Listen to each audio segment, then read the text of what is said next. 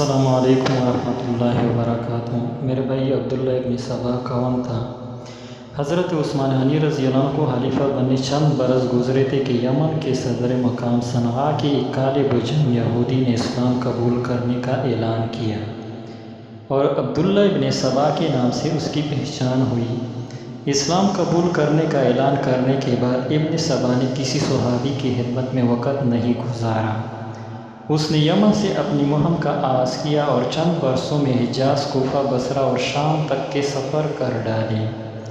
وہ بزرگی کا لبادہ اڑ کر مشہور ہوا، اس لیے خود کو ایسے مسلح کے طور پر پیش کیا جو نیکی کا حکم دیتا اور گناہوں سے منع کرتا تھا۔ جس طرح پولس نے حضرت عیسیٰ علیہ السلام کے بارے میں بلغامیز محبت پر مبنی نئے عقائد کا اظہار کر کے عیسائیوں میں مقبولیت حاصل کی تھی، اسی طرح ابن سبا نے بھی یہی داؤ آزما کر جاہلوں میں مذہبی پیشوا کا مرتبہ حاصل کر لیا۔ سادہ لوح قسم کے بہت سے لوگ اسی کو اسلام کا سب سے بڑا معلم اور مرشد تصور کرنے لگے۔ یہودیوں کے اس گماشتے کو معلوم تھا کہ مسلمانوں کے عروج کا راز ان کے اتحاد میں مضمر ہے، اور یہ اتحاد صحابہ سے امت کی عقیدت و محبت، صحابہ کی باہمی تعلق اور خلفائے اسلام پر ان کے غیر متزلزل اعتماد کی وجہ سے مستحکم ہے۔ چنانچہ اس نے لوگوں کو صحابہ سے بد اعتماد کرنے اور منصب خلافت ہی کو متنازع بنانے کی کوشش شروع کر دی۔ ابن سبا نے اپنے نظریات کے پرچار کا آغاز حضور نبی کریم صلی اللہ علیہ وسلم سے غیر معمولی اظہار محبت کی شکل میں یوں کیا کہ رسول اللہ صلی اللہ علیہ وسلم یقیناً عیسیٰ علیہ السلام سے افضل ہیں، لہٰذا وہ دنیا میں ضرور واپس آئیں گے۔ اس من گڑت عقیدے کی دلیل میں وہ یہ آیت پڑھتا: ان الذی فرض علیک القرآن لرادوک الی معاد، بے شک جس نے تم پر قرآن نازل کیا ہے وہ ضرور تمہیں تمہاری منزل پر لوٹائے گا۔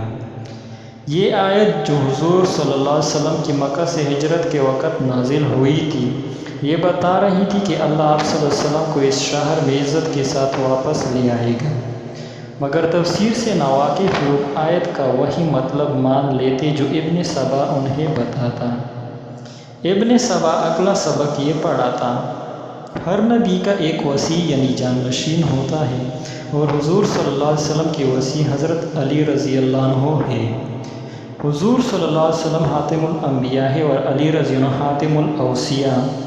اگلے مرحلے میں وہ اپنے ہم خیال لوگوں کو حضرت عثمان رضی اللہ عنہ کی خلاف بغاوت پر اکساتے ہوئے کہتا: اس سے بڑھ کر ظالم کون ہوگا جو حضور صلی اللہ علیہ وسلم کی وصیت پر عمل نہ ہونے دے اور نبی کی وصیت کردہ فرد کا حق غصب کر لے اور خود امت کے معاملات کا مالک بن جائے۔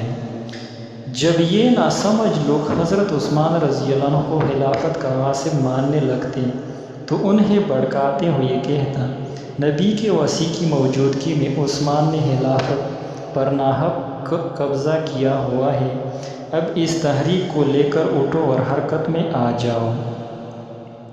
اسلامی معاشرے میں جنم لینے والے اس پہلے سیاسی و نظریاتی فتنے کے اعلانیہ مراکز 3 شہر تھے: کوفہ، بصرہ اور مصر کا صدر مقام فسطاط۔ ان شہروں کو آباد ہوئے تقریباً 20 برس ہوئے تھے۔ مختلف نسلوں اور قبیلوں کے لوگ نقل مکانی کر کے یہاں آ گئے تھے اور ایک ملی جلی معاشرت وجود میں آ گئی تھی۔ پھر یہ شہر تجارتی مراکز بھی تھے، اس لیے ہر وقت ہر قسم کے لوگوں کی آمد و رفت ہوتی رہتی تھی۔ تجارت کی وجہ سے یہ تینوں شہر بہت جلد گنجان ہو گئے۔ تاریخی تجربات سے ثابت ہے کہ نئے شہروں میں جہاں محدود اور گنجان آبادی ہو اور تجارتی نقل و حرکت جاری رہتی ہو، بہت سے پیچیدہ مسائل پیدا ہو جاتے ہیں۔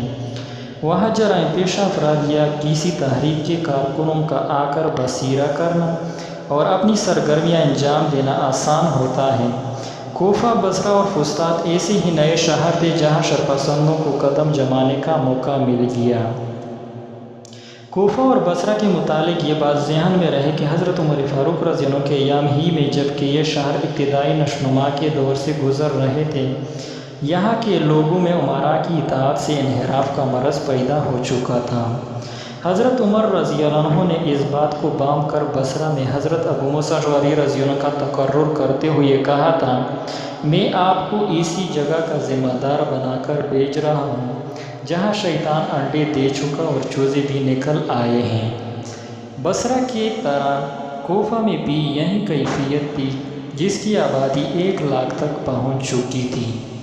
اہل کوفہ حکام کو بدلواتے رہتے تھے۔ حضرت عمر رضی اللہ عنہ اپنے دور میں پریشان رہے کہ 1 لاکھ افراد ہیں جو کسی امیر سے خوش نہیں رہتے۔ دور فاروقی میں حضرت سعد بن ابی وقاص رضی اللہ عنہ بھی کوفہ کے گورنر رہے، جو 10 مبشرہ میں سے تھے۔ انہیں بھی ہدف تنقید بنایا گیا۔ بعض لوگوں نے حضرت عمر فاروق رضی اللہ عنہ کو شکایت لگائی کہ وہ نماز صحیح نہیں پڑھواتے۔ ایک شخص نے انہیں یہاں تک کہہ دیا، نہ تم انصاف کرتے ہو، نہ برابر مال تقسیم کرتے ہو، نہ جہاد کرتے ہو۔